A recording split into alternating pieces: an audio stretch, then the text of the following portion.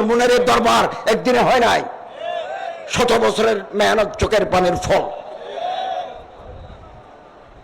ইংরেজিতে একটা প্রবাদ আছে, डॉग बार्क्स करावान गोस, कुत्ता बहते रहेगा काफिला चलता रहेगा। অতএব ভয়ের কোনো কারণ নাই।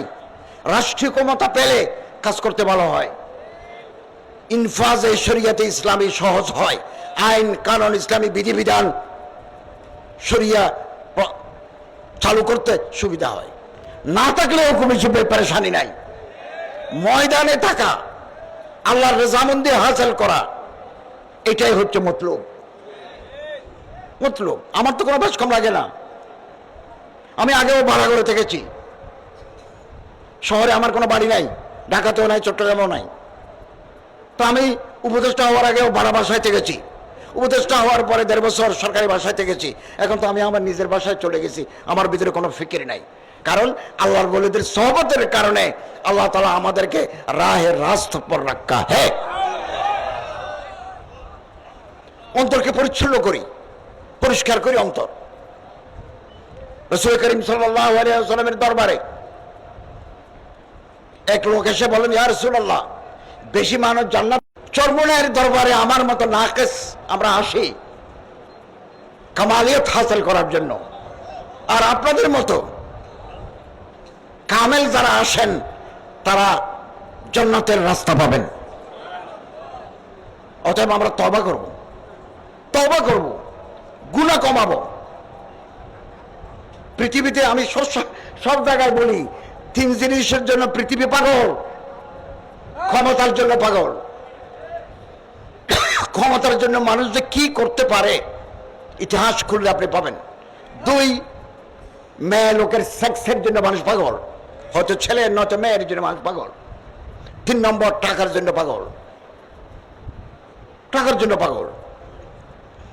এই যে মোহমুক্তি, এগুলো থেকে যদি আমরা দূরে আনতে চাই, কোরআন এবং সুন্নাত পর আহলে জিকিরদের সাথে উঠা বসা, সাদেকুন মুত্তাকুন মুফলিহুন, ইন্নাল মুত্তাকিনা মাফাজান হাদায়াকা, যাদের কলিজার ভিতরে আল্লাহ ডর আছে তারাই জান্নাতে যাবে, তারাই জান্নাতের বাগান পাবেন, আঙ্গুর পাবেন, মেওয়াজাত পাবেন তারা।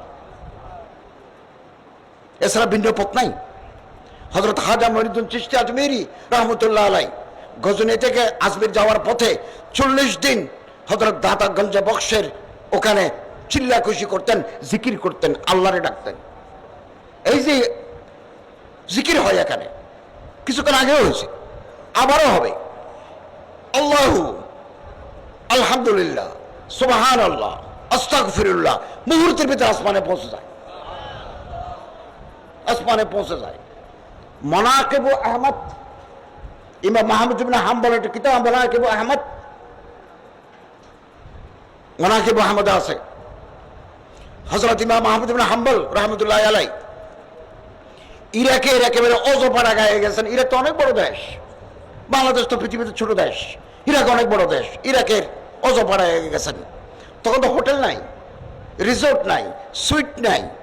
উনি একটা মসজিদে ঢুকছেন, মসজিদের চৌকিদার খাদেম বললো যে এখানে থাকা যাবে না।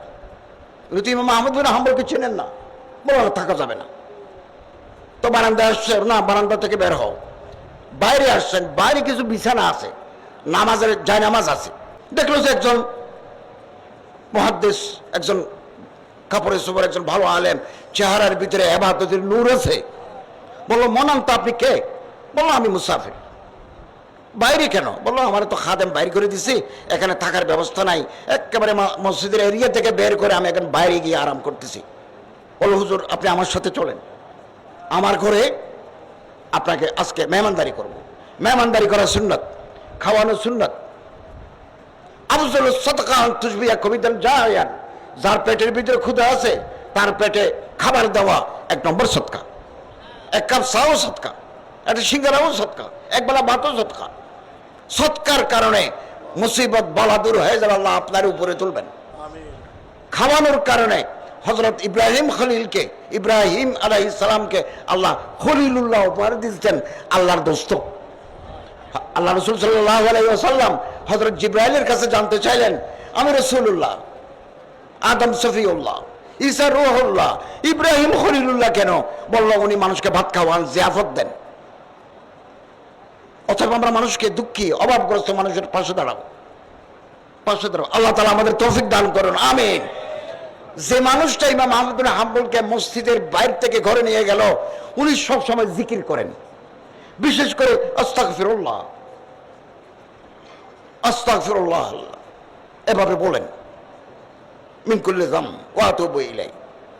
আল্লাহ রাসূল সাল্লাল্লাহু আলাইহি ওয়াসাল্লাম বলেন, আস্তাগফিরুল্লাহ কুল্লা ইয়াউমিন মিয়াতা মাররা, আমি 100 বার দিনে আল্লাহর কাছে গুনাহ মাফ চাই। এই মানুষটা উঠতে বসতে আস্তাগফিরুল্লাহ, আস্তাগফিরুল্লাহ আল্লাযী লা ইলাহা ইল্লা হুয়াল হাইয়ুল কাইয়্যুম ওয়া আতুবু ইলাইহি, এটা পড়েন।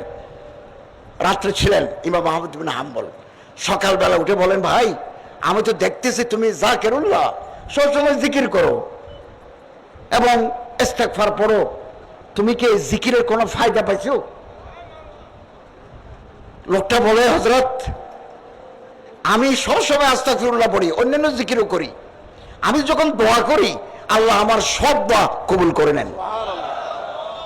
একটা দোয়া এখনো কবুল হয় নাই, কিন্তু আস্তাগফিরুল্লাহর জিকির আমি এখনো ছাড়ি নাই। কি দোয়া কবুল হয় নাই? ইমাম আহমদ বিন হাম্বলের সাথে আমার দেখা হয় নাই, দেখা হয় নাই। তখন ইমাম আহমদ বিন হাম্বল বলেন, তোমার ইস্তেগফার এবং জিকিরের বরকতে আল্লাহ তাআলা আমরা মসজিদ থেকে আমার গাড় ধরে বারান্দায় আনছেন, বারান্দায় থেকে ধাক্কা দিয়ে মসজিদের বাইরে দিয়েছেন তোমার ঘরে আনার জন্য। মানাকিব আহমদ। এবং আমরা তো গুনাতে লিপ্ত, পয়সার কাছে দুর্বল, সুন্দরী মেয়ের কাছে দুর্বল, টাকার কাছে